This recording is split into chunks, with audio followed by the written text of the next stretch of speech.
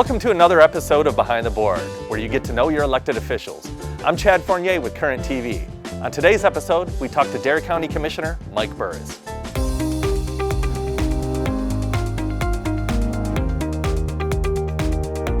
Dare County Commissioner Mike Burrus, thanks for talking to me. Thanks for having me. Appreciate it. Why don't you explain a little bit about where we are? We are at the Wanchese Community Building here in Wanchese today. It was formerly known as the Old Schoolhouse. It's been around for over 80 years, and like I said, it serves now to be the community building for all the events we have that take place in Wanchese, from political gatherings to AA meetings to fundraisers and Christmas parades. And your mom has a connection to this building, is that correct? My mom went to elementary school here, yep, back when it was the Old Schoolhouse, and a lot of the local kids, they all attended here growing up. That's awesome. Speaking of your mom, let's talk a little bit about your family so people can kind of get to know you. Mom, Dad, you grew up here. Tell me all about it. I was born and raised here, Wanchese, all of my life. I'm 41 years old. I'm the youngest of five, 3 girls, 2 boys, in that order. The 3 sisters came first, then my older brother, then me. To my mom and dad, Dickie and Conchita Burrus. My mom from here in Wanchese, my dad from Manio. So quite a large family, a lot of local ties. My mom was a Tillett, was her maiden name, and my dad's last name, Burrus, which is my last name. And you know, something we're very, very proud of is our connection and local history here. It means a lot to us, and we take great pride in it. Yeah, your family has deep roots here. Yeah, I've been here for hundreds of years on both sides. And like I said, you know, started off down to Hatteras. A few of them migrated up the banks here, settled in Manio and Wanchese, and that's who I'm descendant from. I had a little sister. What was it like having older sisters? Did they give you a hard time, or were they cool with you? I know how older brothers handle little brothers, but how do older sisters handle little brothers? Well, so my oldest sister, she was 16 when I was born, and the others were 14 and 12. So the middle sister of the 3 was kind of like a second mom and would spoil me rotten. The third sister is really, we're really tight, we're really close, and get along really well.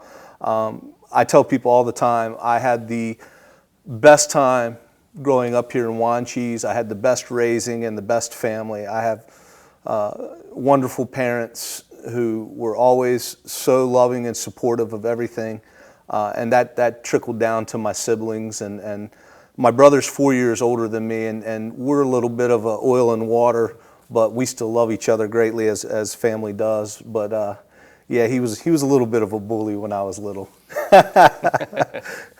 Nothing too bad though, just the normal brother stuff. Yeah. Every older little brother has that. Yeah, for sure. So you grew up here, what, late 80s, early 90s? I was born in 83. So, you know, started elementary school right up here at Manio Elementary, Miss Phyllis Porche, and then went on, you know, through till I graduated high school in 2001.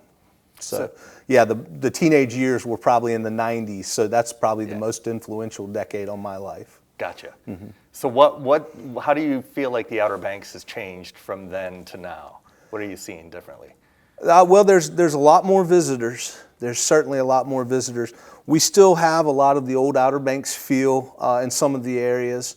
You know, you still go out and enjoy riding around the Sound in your boat. You can still go over to the ocean and enjoy jumping in and having a dip in the ocean. You know, it wasn't quite as hectic, as busy, didn't have as many traffic lights and as many visitors growing up. It used to be that we could, when I was a little kid, my dad would take me to Norfolk for a Tides game, AAA baseball, and you could come home, it'd be after 11 o'clock at night driving back from Virginia, and you wouldn't hit a single stoplight from milepost 1 to the Nags Head Manio Bridge. Wow.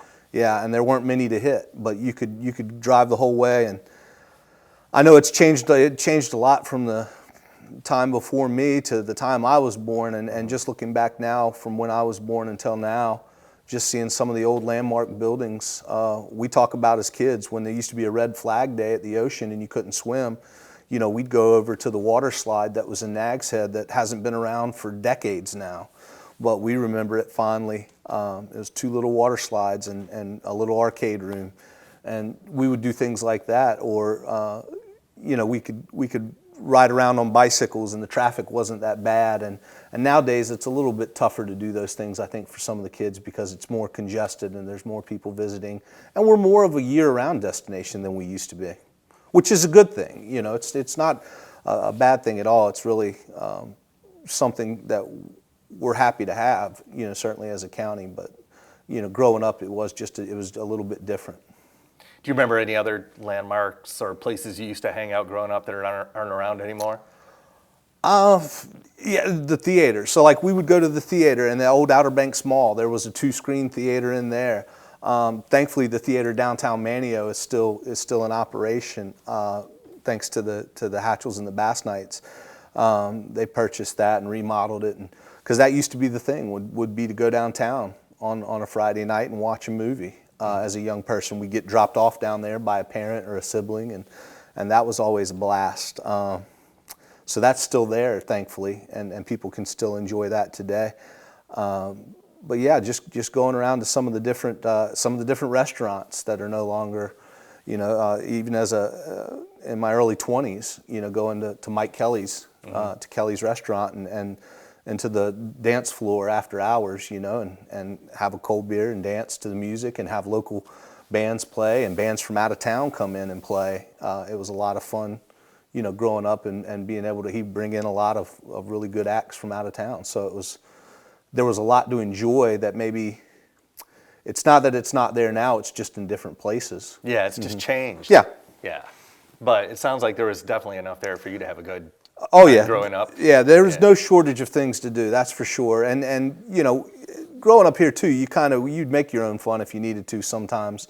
We'd just go jump in the creek, and swim around on an afternoon. When we were kids, we didn't necessarily have to go to the beach or go out in the boat to have a good time and still be around the water.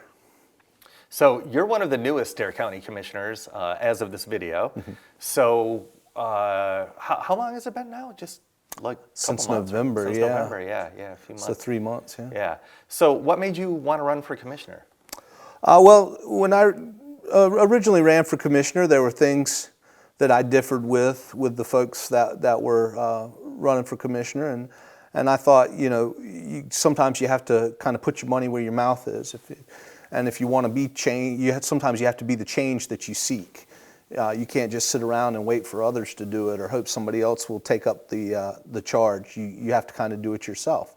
And that's the approach I like to take. I like to take a very forward, hands-on approach and go after things that I think that I'd like to do and see done differently. If there's something, then I'll go put my name in the hat and run and do it. And that's what I did.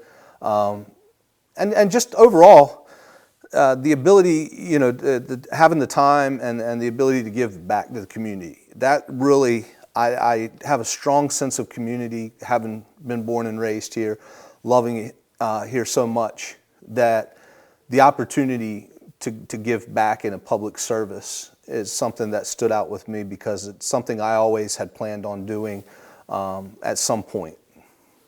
So you had thought about this previously then? Oh yeah, since kind of on and off throughout the years. Yeah, since I was younger, I thought if the situation ever arose where I could give back to the community in public service, that I would. We've had a long list of local names at different levels. From Mikey Daniels was the chairman of the Board of Commissioners in the late '80s when I was just a little fella, and he lives right around the corner from here. To Mark Bass Knight, of course, being the state senate pro temp and doing such a fantastic job over the years for the Outer Banks, and all he did for us here. So such a wide range of local people that have served in so many different areas that have given back to the community, and so there's no shortage of examples for me when I was growing up and getting into it like them and wanting to do as good a job as they did. And they were really the inspiration to take the opportunity, if it arises, to give back and do what you can for the community too. That's good that you had some people that inspired you, that you kind of model all of this after. Mm-hmm. So what was it like just as as your first time running, right? Yes. So what was it like? Was it stressful? Was it fun? Or Second time running. second time running? Okay, cool. So you had done First it. time winning. Okay, so you had done it before. Yeah, I ran 2 years prior, Okay. didn't win. And that was really a feeling out process. It was something where I hadn't done it before, so zero experience going through the process. And it's an arduous process. It's not just as simple as throwing your name in the hat. I know a lot of people have misconceptions about running for office and what's required of you once you're in office. And I would strongly suggest anybody that feels the need to give back and to try and do it, to run, but to also speak with somebody who has and kind of get an idea, get a feel for it, because there is a lot to it. It's not just as simple as signing up and showing up and going, hey, vote for me. It seems that way, but there's a lot you have to do from start to finish. Sounds like it's a commitment from running, but I mean, you had been thinking about that previously. It sounds like you were ready for not only the commitment for running, but the commitment if you won, because that's also a huge commitment. Yeah, it's very time consuming if you want to do the best job you can do, and I do, and I know a lot of the others do. It's I'm not speaking for myself. The people I serve with on the board of commissioners and even on the school board, I know a lot of those folks. We all want to do the best job we can for the county and for the folks here, and it takes a lot of time and a lot of effort to do that good job, because you are not just a member of the Board of Commissioners, but you serve on other boards as a liaison for a lot of the boards and that go-between from the Board of Commissioners and some of the other boards in the county. Myself, right now, I'm on the Government TV board. Yeah, you're on our board. And the Arts Council board. And there will be a few more openings that will be coming up that I'll factor into as we move forward, that I'm excited about. And then you're just meeting with different people in different avenues, the National Park Service, the Coastal Studies Institute. There's been several different nonprofits up and down from Manio to Southern Shores to Duck that you meet with the folks in charge of those, because they all want to get to know who's their new representative and how we can work together to make things better in this community. How has that been, kind of introducing yourself as the new guy to the community as a commissioner? It's fantastic. It really is. I enjoy it because I enjoy getting out and meeting people that are new to me. Maybe they've lived here as long as I have. Maybe they've lived here longer. I just never met them.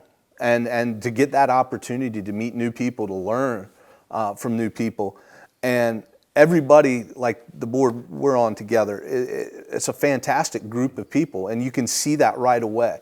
And you can see that the people care about what they're doing, and it instills in you a want, a desire to do what they're doing, to get on board with them and to try and really strive for the best outcomes. And that's been a lot of fun, is just meeting the new people, learning a little bit about things that I didn't know about. I'm not a very artistic person, so with the Arts Council, seeing the talent, the people that present their work there, it's fantastic, and it's such a gift for the community, that we have these things that are available for everybody to partake in. So that's something that I've really enjoyed.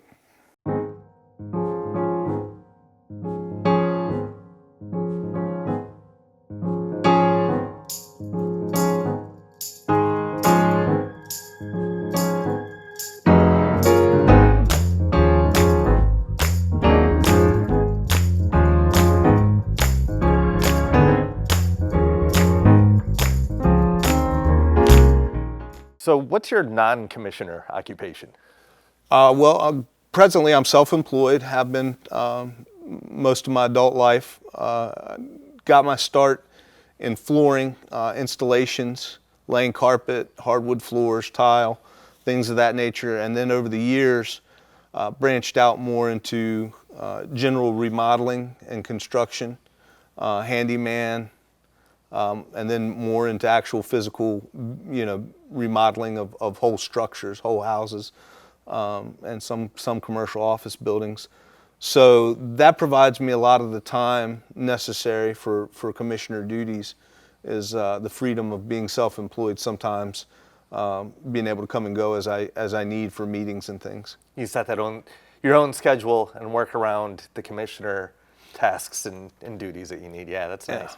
Yeah, well, I feel like as a public servant, it's good to be able to put the public first and their needs and the needs of the office that you sign up to fill it, and you need to be able to do the duties, and it's something that I take very seriously and want to continue, as long as I'm in public service, to be able to put that first and then work my schedule around it for what my personal needs are. Mm-hmm. What's your educational background like? Well, I got a Associate Arts from College of the Albemarle right here in Mania, something I'm very proud of, something that is a wonderful opportunity for students today thanks to the DARE Promise. Yeah. They can go free of tuition. And then they're also starting the early college. I'd be remiss not to point that out. I think that's going to be a wonderful opportunity for students to get in at the freshman level of high school and carry on through their senior year and graduate with both a high school diploma and a 2-year degree. But that's something that I did right away was go to COA and finish up my 2 years there, and then went to Elizabeth City State from there to finish out my undergraduate in sport management administration, and thoroughly enjoyed my time at Elizabeth City State. Had a great mentor there named Dr. Nelson. If she sees this, I hope she does. She's just a wonderful, wonderful woman. Just so much I could learn from her, so much I still wish I could learn from her. I wish I was still around her today, just because you never stop learning from someone like her. I was very fortunate to have her as a mentor up there and enjoyed my time at the university, learning and growing, and then went on from there to the University of Mount Olive here in North Carolina for a master's in business administration. I like the way it all started at COA. Yeah. Like it just Keep goes it local. to show, yeah. And that's the best affordable way to do it too. It Yeah. saves you so much money. And I'll tell you, if there's a parent watching this and they're thinking, how am I going to get my kid to college? That DARE Promise, it lifts such a burden of 2 years that financially, it's wonderful to go to Greenville or Raleigh or Chapel Hill right away and 18, 19 years old and enjoy that college lifestyle and being around, the ball games and the events and everything that we've all been there and done that. We've all, even at COA, I was able to go out on the weekends and enjoy a football game in Greenville, go out to Raleigh or Chapel Hill for a basketball game, Durham, catch a game at Duke if you're lucky enough to get in with the Cameron Crazies. But yeah, it's something that, it relieves a lot of stress not having to pay out $100,000+ for that first 2 years maybe. And then Elizabeth City State is financially, very feasible for a lot of budgets for a student to, especially here from the Outer Banks, to be able to commute. Like I commuted on Tuesdays and Thursdays and just loaded up all 15 to 18 credit hours that I could then. And nowadays with classes online, yeah, it would drastically cut down on the need for commute, to where you could definitely just do it 2 days a week and still maintain a part-time job here on the Outer Banks, which there's no shortage of need for workers. So yeah, it's a fantastic opportunity we have here, and with the North Carolina system for education, at the collegiate level, with everything transferring, it really makes it easier than ever to attend and get that degree. Yeah, for sure. Mm-hmm. So outside of your community service, outside of your work life, do you have any interests, hobbies that you could share with us? I grew up with a love of sports that came from my father. He was very much into athletics, and then even later in life, he was into officiating, refereeing, and literally did that up until the day he passed. So I've got a sincere love for athletics, for competition in general. I love competitiveness, and so I give back by coaching.